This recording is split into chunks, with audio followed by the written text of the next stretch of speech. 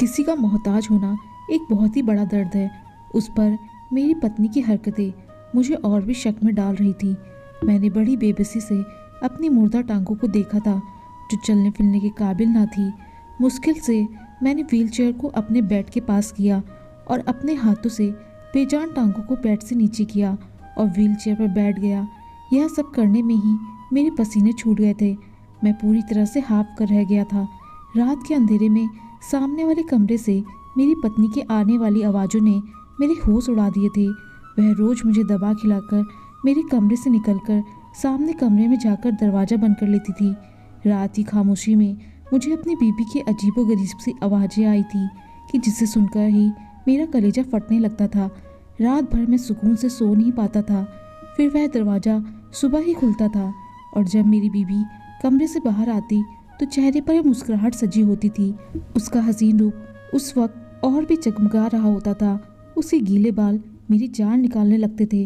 जब मैं पूछता कि तुम रात को मेरे साथ क्यों नहीं सोई, उठकर क्यों चली जाती हो, तो वह कोई भी जवाब न देती। बस एक अजीब सी मुस्कुराती हुई नज़र मेरे बेजान पैरों पर डालते, जैसे कह रही हो कि तुम एक अपाहिज मर्द मुझे दे ही क्या सकते हो। वह मुझसे मुंह से कुछ नहीं कहती थी और उसकी चुप मुझे अंदर ही अंदर से खाने लगी थी। पूरा दिन वह मेरा ख्याल रखती थी, मुझे खाना भी अपने हाथ से खिलाती थी, लेकिन रात को खूबसूरत से साड़ी पहनती और अच्छे से तैयार होती और अपने कमरे में जाकर दरवाज़ा बंद कर लेती। रात भर जो तकलीफ़ वह मुझे देती थी, मेरे लिए वह मेरी जान निकालने के लिए काफ़ी था। औरत का सजना संवरना बेमानी नहीं होता। एक बार मैंने खाना खाते हुए उसका हाथ पकड़ लिया और उसे कहने लगा, मुस्कान, तुम रात को मेरे पास ही रहोगी, मुझे छोड़कर कहीं नहीं जाओगी। मुझे तुम्हारे बिना नींद नहीं आती। तुम तो जानती हो कि मैं तुमसे कितनी मोहब्बत करता हूँ। देखना, बहुत जल्द मैं अपने पैरों पर खड़ा हो जाऊंगा, चलने फिरने लगूंगा। मेरी आंखें बेबसी के मारे गीली हो गई थी। यह मेरी बेबसी की आखिरी हद थी। जो तकलीफ, जो दर्द मैं रातों को सह रहा था, वह मुझसे बर्दाश्त नहीं हो रहा था। मैं क्या कोई भी मर्द यह बर्दाश्त नहीं कर सकता था कि उसकी पत्नी सज संवर कर दूसरे कमरे में चली जाए और पति को अकेला कमरे में छोड़ जाए। उसने मेरे हाथ से अपना हाथ छुड़ाया, फिर खाना उठाकर मेरे पास से चली गई। मैं व्हील चेयर से चलता हुआ कमरे से बाहर निकल गया। वह किचन में थी, खाने के बर्तन धो रही थी। मैं उसके पीछे आ गया। मैंने कहा, डॉक्टर, मुझे उम्मीद दिला रहे हैं कि मैं चलने लगूंगा, मेरी टांगें फिर से ठीक हो जाएंगे, फिर हम दोनों दोबारा से अपनी ज़िंदगी। मेरी बात पर एक कांच का गिलास जोर से मुस्कान ने ज़मीन पर गिराया था। वह गुस्से से मेरी व्हील चेयर पकड़े मुझे बाहर गैलरी में ले आई। 8वीं मंजिल से नीचे देखते हुए भी डर महसूस होता था। कहने लगी, तुम यूं ही मोहताज और अपाहिज ही अच्छे लगते हो, समझे। अगर तुमने अपने ठीक होने की बात की तो यहाँ से नीचे फेंक दूंगी। भगवान करे तुम कभी ठीक ना हो, ऐसे ही रहो बेबस मोहताज, दूसरे के सहारे ज़िंदगी गुजारो। वह बड़े गुस्से और कहर भरी नज़रों से मुझे देख रही थी। उसकी आंखों में इतनी नफरत भरी हुई थी कि एक पल के लिए मैं सहम गया था। गैलरी की दीवारें ज़्यादा ऊंची नहीं थी, वो मुझे आगे कर चुकी थी। नीचे का मंजर देखकर मेरी जान निकली थी। उसकी आंखें उस समय ना जाने किस जज्बे से लाल हो रही थी। वह गुस्से से लंबे लंबे सांस भर रही थी। फिर मेरी व्हीलचेयर पीछे कर दी, मुझे मेरे कमरे में ले आई, मुझे बेड का सहारा देकर लिटा दिया और दवा खिलाकर मेरे कमरे का दरवाज़ा पूरा खोलकर सामने कमरे में चली गई। जोर से उसे दरवाजे को बंद कर दिया। जिस कमरे में वह आजकल रहने लगी थी, उस कमरे का एक दरवाज़ा बाहरी तरफ से भी खुलता था। जिस तरफ की आवाज़ें उसके कमरे से आती थी, वह सुनकर मैं लम्हा लम्हा मौत की तरफ जा रहा था। मुझे अपनी बेजान टांगों पर अब गुस्सा आने लगा था। मैंने बेबसी से अपनी टांगों पर मुक्के मारना शुरू कर दिए। अगर मैं ठीक होता तो जान से मार डालता उस आदमी को जिसके साथ मेरी पत्नी हंस हंस कर बातें कर रही थी उस बंद कमरे में। और भी ना जाने क्या क्या कर रहे थे।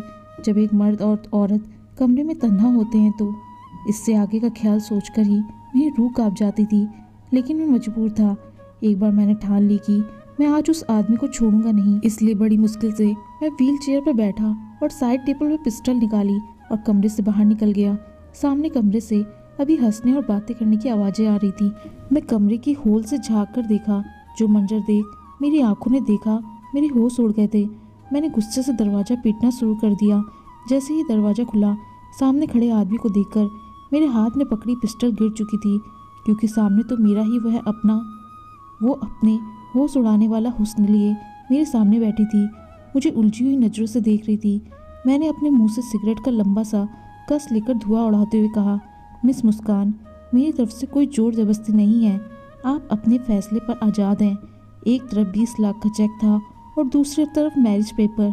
मैंने अपनी रिविलिंग चेयर पर टेक लगाते हुए उस हसीन लड़की के चेहरे की बेबसी को देखा और मन ही मन मुस्कुराया था। उसकी नज़रें कभी 20 लाख के चेक पर जाकर टिक जाती जिसकी उसे इस वक्त बहुत ज़्यादा ज़रूरत थी, तो कभी उन पेपरों पर जिन पर साइन करके वह मेरी पत्नी बन जाती। औरत अगर हसीन हो और उस पर बेबस और मजबूर भी हो तो उसकी बेबसी से खेलने में मुझे और भी मज़ा आता है। इसलिए मैं जिस कदर मुस्कान की बेबसी से मज़ा उठा सकता था उठा रहा था। उसकी आंखों में झिलमिलाते आंसू मेरे अंदर अकड़ कर बैठी मेरी आत्मा को बहुत ही सुकून पहुंचा रही थी। उस लड़की के लिए शायद यह फैसला करना बहुत मुश्किल था। मैंने मुस्कान को दोराहे पर लाकर खड़ा कर दिया था। उसका बाप इस समय अस्पताल के आईसीयू में ज़िंदगी और मौत की जंग लड़ रहा था और अपने बाप की ज़िंदगी बचाने के लिए अपनी बड़ी बड़ी आंखों में आंसू लिए मेरे सामने बेबस बैठी थी। उस वक्त उसकी रोई रोई गुलाबी आंखें मेरा चैन चुरा रही थी। फिर उसने कांपते हाथों से पेपर पर साइन कर दिए। मेरे चेहरे पर भरपूर मुस्कुराहट छा गई थी। मैं समझा कि मैंने फिर एक नाजुक सी कली को खरीद लिया है। उसे भी 4 दिन अपने कमरे की शोभा बनाऊंगा और फिर किसी फालतू चीज़ की तरफ फेंक दूंगा। मुस्कान के साथ मेरी शादी पहली शादी थी। इससे पहले मैंने जितनी भी लड़कियों का इस्तेमाल किया था बिना शादी के ही उनके साथ रातें रंगीन करता था और जब मन भर जाता तो उन्हें छोड़ देता था। लेकिन मुस्कान से शादी मुस्कान की शर्त थी। जब उसने मेरी शर्त मानी थी तो मजबूरी में मैंने भी उसकी शर्त मान ली थी। मेरे लिए औरत शायद इतनी ही अहम थी कि जिसके साथ कुछ दिन या कुछ महीने गुजर जाए, मगर मैं नहीं जानता था कि मुस्कान किस आफत का नाम है। वह कोई आम लड़की ना थी, बहुत बड़ी बला थी। हाँ, वह एक बला ही थी जो मुझे निकल गई। मैंने बड़ी खुशी से मुस्कान की साइन किए हुए शादी के पेपर्स को उठाया था और अपने भी साइन कर दिए। मेरे ऑफिस के मेरे रूम की तीसरी कुर्सी पर वकील भी बैठा हुआ था। उन्होंने बाकी की कार्रवाई की थी। अब वह हसीन सी लड़की मुस्कान खत्री से मुस्कान डोगरा बन गई थी। विकास डोगरा की पत्नी बन चुकी थी। लेकिन बस कुछ ही महीनों के लिए, जब तक मेरा उससे दिल नहीं भर जाता, मैंने एक गिरी हुई सी नज़र मुस्कान पर डाली थी। वह सिर्फ मेरा दिल बहलाने के लिए थी। उसने जल्दी से वह 20 लाख का चेक उठाया और मेरे ऑफिस से बाहर जाने लगी। लेकिन मेरी पुकार पर उसके कदम रुक गए थे। मैंने कहा, मुस्कान, यह चेक मेरा ड्राइवर अस्पताल पहुंचा देगा। तुम मेरे साथ मेरे फ्लैट में चलोगी, क्योंकि आज हमारी शादी की पहली रात होगी जो मैं बर्बाद नहीं करना चाहता। मुझ में इतना सब्र नहीं था कि उसके इंतजार में अपना टाइम बर्बाद करता। उसने पलटकर मुझे तड़प कर देखा था। कहने लगी, मेरा बाप जख्मी हालत में अस्पताल में पड़ा है। मैं नहीं जानती वहाँ जिंदा भी बचेगा कि नहीं, इसलिए भगवान के लिए एक रात मुझे मेरे बाप के पास गुजारने दो। मैं वादा करती हूँ खुद ही तुम्हारे पास आ जाऊँगी। उसने हाथ जोड़ते हुए मुझसे विनती की थी। लेकिन मैं इतना रहमदिल नहीं था। अगर रहमदिल होता तो मुस्कान की मजबूरी का यूँ फ़ायदा न उठाता। मैं अपनी पैंट की जेब में हाथ डाले धीरे से चलता हुआ उसके पास आ गया। मैंने कहा, तुम्हारे बाप को इस समय इस चेक की ज़रूरत है, तुम्हारी नहीं। और यह चेक बहुत ही आराम से तुम्हारे बाप तक पहुंच जाएगा। और प्लीज़ अब मुझे बोर मत करो, कब से मुझे इन पलों का इंतज़ार था। यह कहकर मैंने उसकी कलाई पकड़ी और उसे अपने साथ ले जाने लगा। वह पूरे रास्ते मेरे हाथ जोड़ती रही, मेरी मिन्नतें करती रही। वो मुझसे बस कुछ ही घंटे मांग रही थी कि मुझे मेरे पापा के पास भेज दो।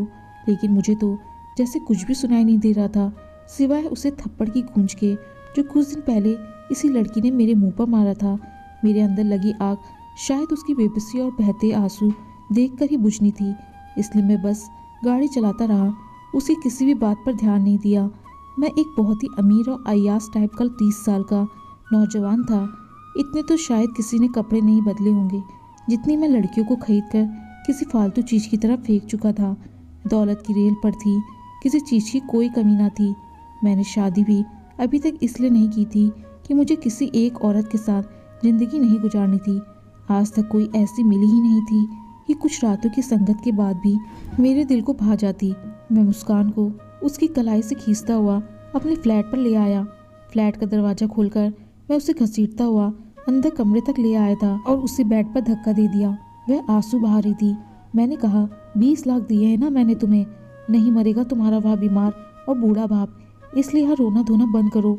और फिर अलमारी से निकाल कर उसे वही गाउन दिया जो कुछ दिन पहले मैंने उसे दिया था और बदले में उस गरीब घराने की लड़की ने मेरे मुंह पर गाउन दे मारा था और मेरे मुंह पर थप्पड़ मारकर मुझे अपनी शराफत की बात करके गई थी कि मैं उन लड़कियों में से नहीं हूँ जो पैसों की खातिर इज्जत बेच देती है। और आज मैंने उसे उसकी मकाम पर लाकर खड़ा कर दिया था। सिर्फ 20 लाख के बदले वह उस समय मेरी जड़ खरीद गुलाम बन चुकी थी।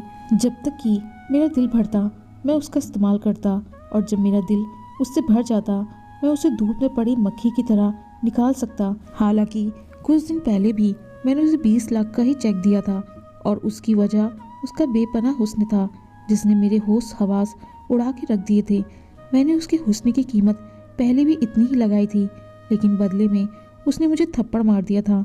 मैं चाहता तो उसी रात उसे जबरदस्ती अगवा करके भी अपने दिल में लगी आग को शांत कर सकता था, लेकिन नहीं, मुझे उस बेबस और मजबूर लड़की की बेबसी को देखना था। मैं चाहता था कि वह खुद मेरे पास रोते हुए मदद मांगती हुई यहाँ आए, मेरे सामने हाथ जोड़कर रोए, गिड़गिड़ाए, तब मेरे दिल को सुकून मिलता। फिर ऐसा ही हुआ था। वह आज मेरे सामने उसी गाउन में मौजूद थी जिसमें उसे देखना चाहता था। नेट का खूबसूरत सा गाउन उसके बदन की खूबसूरती छलक कर बाहर आ गई थी। वह अपने आप को छुपाने की कोशिश कर रही थी और उसकी यह हरकत देखकर मेरे लबों पर मुस्कुराहट फैल गई थी। मैंने कहा, अब कोई फ़ायदा नहीं है खुद को मुझे छुपाने का। अब तुम मेरी बन चुकी हो और मैं तुम्हारे साथ वह सब कुछ कर सकता हूँ जो मेरा दिल चाहेगा। मेरे कहने पर वह तड़प उठी थी।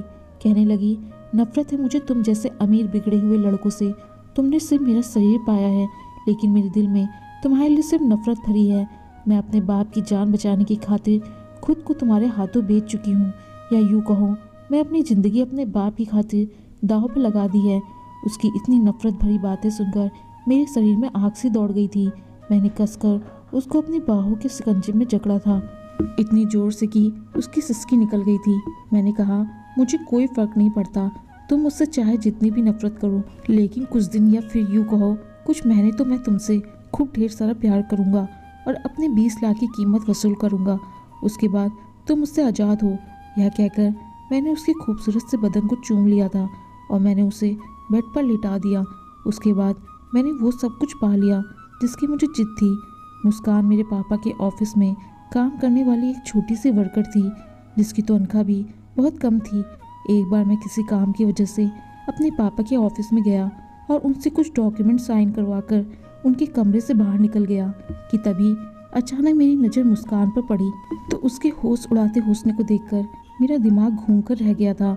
ब्लैक कुर्ता, उस पर पिंक कलर का बड़ा सा दुपट्टा शोल्डर पर फैलाया हुआ, चुपचाप से कंप्यूटर की स्क्रीन पर नजरें जमाए तेजी से कीबोर्ड पर उंगलियां चला रही थी। मेरे बस अचानक से ही नज़र उसकी तरफ उठी थी, लेकिन उसके हुस्न को देखकर तो नजरें पलटना ही भूल गई थी। शायद मेरी बेबाक नज़रों की तपिश का असर था कि मुस्कान उलझन का शिकार हुई थी। औरतें खुद पर उठने वाली हर नज़र को पहचान जाती हैं और यह सिक्स्थ सेंस तो उनमें नेचुरल होता है। शायद इसलिए मुस्कान ने मुझे बड़ी नापसंदीदा नज़रों से घूरा था। मेरी मुस्कुराहट और भी गहरी हुई थी। मैं किसी काम से पापा के ऑफिस में आया था, लेकिन मुस्कान की खूबसूरती ने मुझे मजबूर कर दिया था कि मैं वापस पापा के रूम में गया।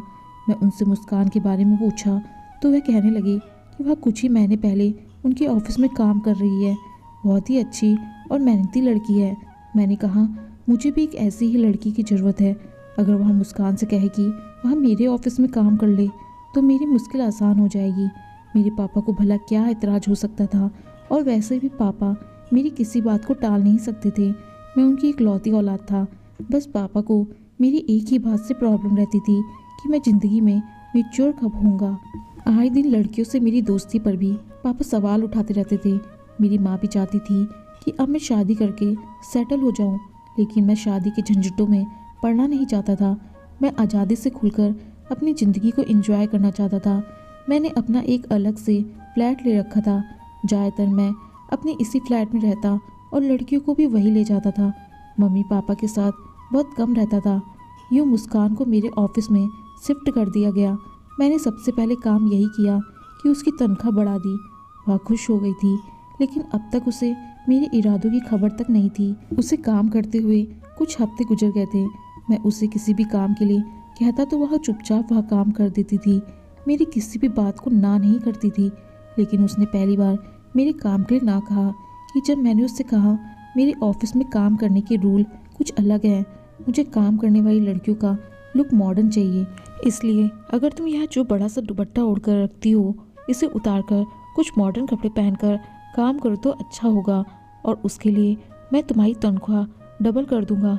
मेरी बात सुनकर उसने कहा कि मैं जो कपड़े पहनती हूँ उन्हें मैं खुद को कंफर्टेबल फील करती हूँ। मुझे अपना लुक चेंज करने की कोई ज़रूरत नहीं है। जब मैं तुम्हारे पापा की ऑफिस में काम किया था तब भी उन्हें मुझे कोई दिक्कत नहीं थी। इसलिए तुम मुझे वापस अपने पापा के ऑफिस में भेज दो तो अच्छा है, क्योंकि मुझे यह सब करना मंजूर नहीं है।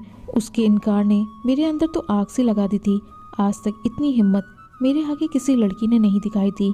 मैं यहाँ तो अच्छी तरह जानता था कि ऐसी लड़कियाँ जो अपने घर की खराब हालत की वजह से कमाने के लिए बाहर निकलती हैं, खुद पर खुददारी के लेवल के तौर पर बड़ा सा दुपट्टा लपेट कर रखती हैं।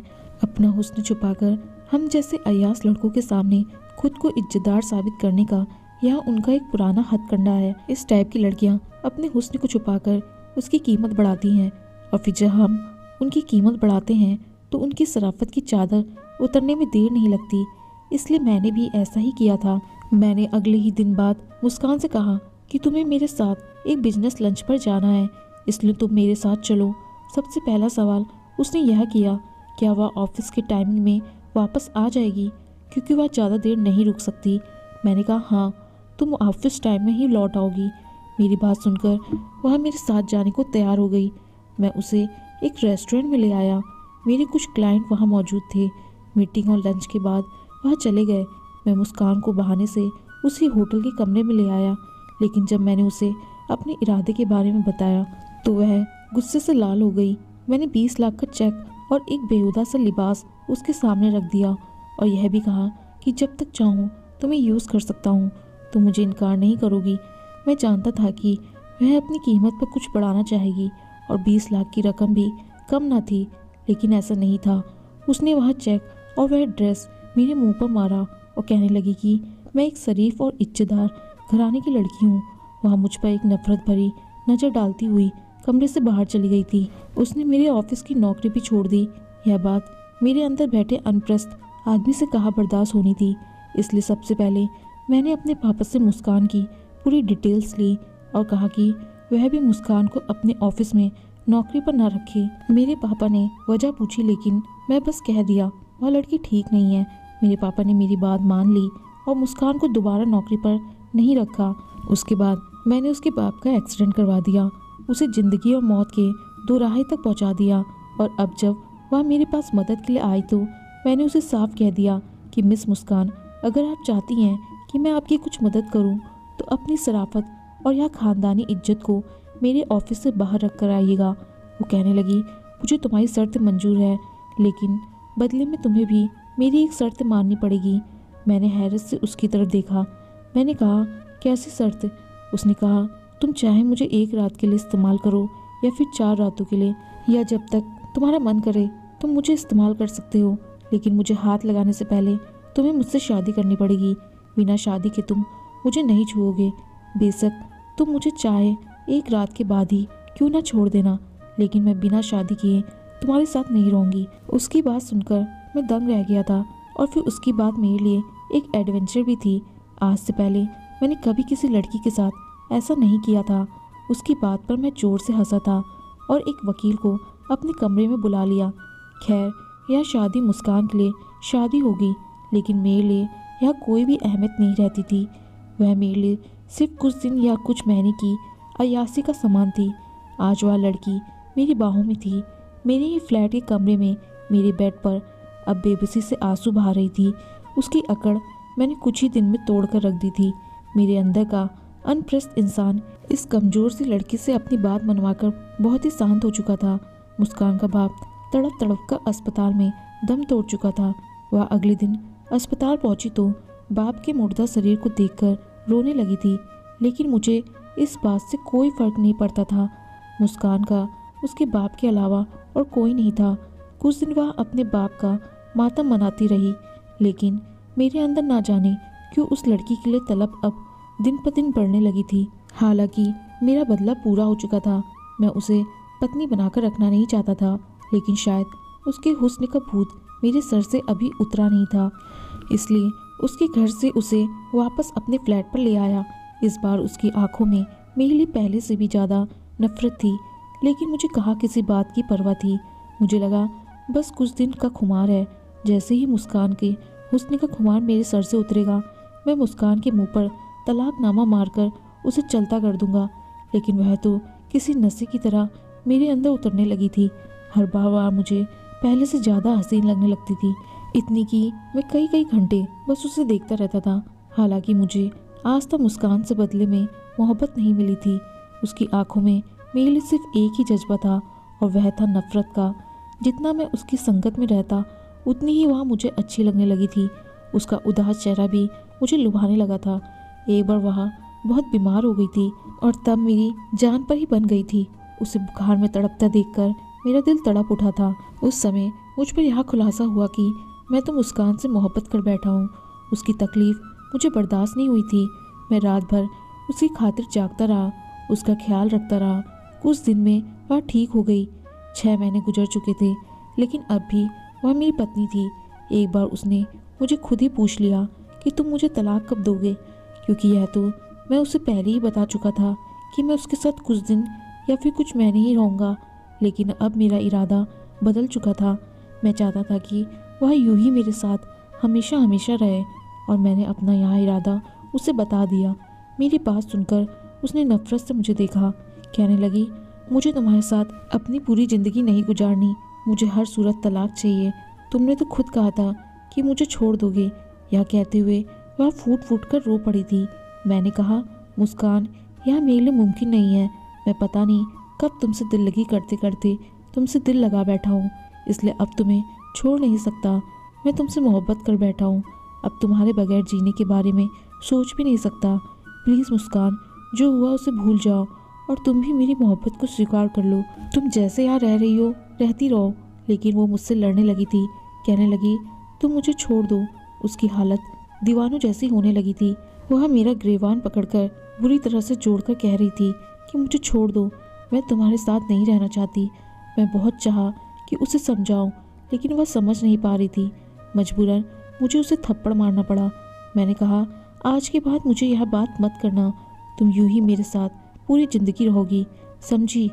मैं यह कहकर ऑफिस के लिए घर से निकल गया। मुस्कान पर जो पागलपन का दौरा पड़ा था, उसे हटाने के लिए मुझे उसे थप्पड़ मारना पड़ा था। लेकिन अब मुझे बहुत अफसोस हो रहा था कि मैंने मुस्कान पर हाथ कैसे उठाया। उस दिन मैं टेंशन में गाड़ी की ड्राइविंग भी बहुत तेज की थी, और जिसका नतीजा यह निकला कि सामने आने वाली गाड़ी से अचानक से मेरी टक्कर हो गई। मेरी गाड़ी कलाबाजी खाकर लुढ़क गई थी। मैं बेहोश हो चुका था। जब होश में आया तो मैं हॉस्पिटल में था। मेरे पापा के साथ मुस्कान भी वहाँ मौजूद थी। उसी समय मैं अपने पापा के सामने मुस्कान को अपनी पत्नी स्वीकार कर लिया था। मेरे पापा यह सुनकर मुझसे नाराज़ हो गए थे, लेकिन मैं जिस हालत में पहुँच गया था, मुझे कुछ कह नहीं सकते थे। मेरी दोनों टांगें फ्रैक्चर हो चुकी थी। डॉक्टर ने मेरी दोनों टांगों पर प्लास्टर चढ़ा दिया था। डॉक्टर का कहना था कि कुछ महीने तक तुम अपने पैरों पर खड़े नहीं हो सकते। 1 हफ्ते तक अस्पताल में रहने के बाद अपने माँ बाप के घर के बाजार में मुस्कान के साथ फ्लैट में चला गया। वहाँ मेरा ख्याल रख रही थी। उसका रवैया भी मुझे बदल चुका था, लेकिन मुझे रात को दवा देने के बाद मेरे कमरे से बाहर निकल जाती थी। फिर पूरी रात वह कमरे में नहीं आती थी। मैं उस समय इस कदर मोहताज हो चुका था, उठ नहीं सकता था। मेरे कमरे का दरवाज़ा खुला हुआ था। वह सामने कमरे में थी, लेकिन उसके कमरे का दरवाज़ा बंद था। रात की खामोशी में मुझे सामने कमरे से सिसकियों की आवाज़ें आ रही थी। उस समय कौन था जो कमरे में मुस्कान के साथ मौजूद था? मेरा जी बेहद घबराने लगा था। शायद मेरा वहम है, लेकिन यह वहम नहीं था, क्योंकि अब मुझे रोज़ ही ऐसे अजीबोगरीब आवाज़ आने लगी थी, जो मेरे लिए बहुत ही दर्द का कारण बनती थी। मेरे ऑफिस के काम के सिलसिले में मुस्कान ही मुझे फाइल साइन करने के लिए देती थी। मेरे ऑफिस का मैनेजर रोज आता था। जो भी जरूरी काम होता मैं उससे घर पर ही डिस्कस करता था, और फिर वह चला जाता था। काफ़ी जिम्मेदार और शरीफ लड़का था, अपने काम से काम रखता था। मैं सोच भी नहीं सकता था कि आज वही मेरी पत्नी के कमरे से वह बाहर निकलेगा। मैंने कहा, तुम? वह कहने लगा, हाँ मैं। आज मेरी आंखों में आंखें डाल मुझे देख रहा था। मुस्कान भी उसके साथ खड़ी थी। उसने कुछ फाइल मेरे सामने रख दी और कहने लगी, तुम्हारी सारी जायदाद मैंने अपने नाम कर ली है और अगर तुमने मुझे तलाक नहीं दी तो मैं तुम्हें जान से मारने में भी पीछे नहीं हटूंगी। मैं हैरत से मुस्कान को देखा था। मैंने कहा, मुस्कान, मुझे तुमसे इसलिए भी मोहब्बत हो गई थी कि मुझे तुम्हारी शराफत पर विश्वास था। मैं कुछ भी सोच सकता था कि तुम किसी के साथ नाजायज़ रिश्ता भी बना लो, क्योंकि नाजायज़ रिश्ता तो मैं भी तुमसे बनाना चाहता और बदले में तुम्हें लाखों देने चाहे थे, लेकिन तुमने अपनी शराफत को, अपनी इज्जत को अहमियत दी थी। तो फिर आज क्यों गैर मर्द के साथ मुझे अपनी जायदाद के छीन जाने का अफसोस नहीं है, बस तुम्हारे बदल जाने का दुख है। बेहतर है कि तुम मेरी जान ले लो, लेकिन मैं तुम्हें तलाक नहीं दे सकता। तुमसे जुदा होकर भी तो मैं मर ही जाऊंगा। इससे अच्छा है कि तुम्हारे नाम के साथ ही इस दुनिया से चला जाऊं। मैंने ज़मीन पर गिरी पिस्टल हाथ में ली और कांपते हाथों से मुस्कान को थमा दी। मुस्कान ने पिस्टल हाथ में ले ली थी, लेकिन अगले ही पल वह रोने लगी थी। वह मैनेजर कहने लगा, मुस्कान मेरी बहन है। मैं दुबई में नौकरी करने गया था, लेकिन वहाँ मुझे किसी ने झूठे इल्ज़ाम में जेल भेज दिया था। लेकिन जब मैं वहाँ से छूटकर वापस आया तो मुस्कान ने मुझे सारी कहानी सुनाई थी और मुझे बहुत दुख हुआ था। तुमने मेरे बाप के साथ जो भी किया, मैंने और मुस्कान ने उसका बदला लिया है। इसलिए मैंने तुम्हारे ऑफिस में नौकरी की, तुम्हारा भरोसा जीता, फिर तुम्हारा एक्सीडेंट करवाया और उसके बाद तुम्हें तकलीफ देने के लिए ड्रामा रचाया। यह सुनकर मैं खुद शर्मिंदा होकर रह गया था। मैंने मुस्कान से अपने हर गलत रवैये की माफ़ी मांग ली थी। औरत की सहनशीलता मर्द से कहीं ज़्यादा होती है। उसने मुझे माफ़ कर दिया। मैं व्हील चेयर पर बैठा हुआ था, वहाँ मेरे घुटनों पर सर रखकर बैठ गई। मुस्कान का मोहब्बत भरा स्पर्श पाकर आज पहली बार मेरे अंदर तक सुकून उतर गया था। दोस्तों, आपको कहानी पसंद आई हो तो लाइक, शेयर, कमेंट जरूर करें और चैनल पर नए आए हैं तो चैनल को सब्सक्राइब करना ना भूलें। धन्यवाद।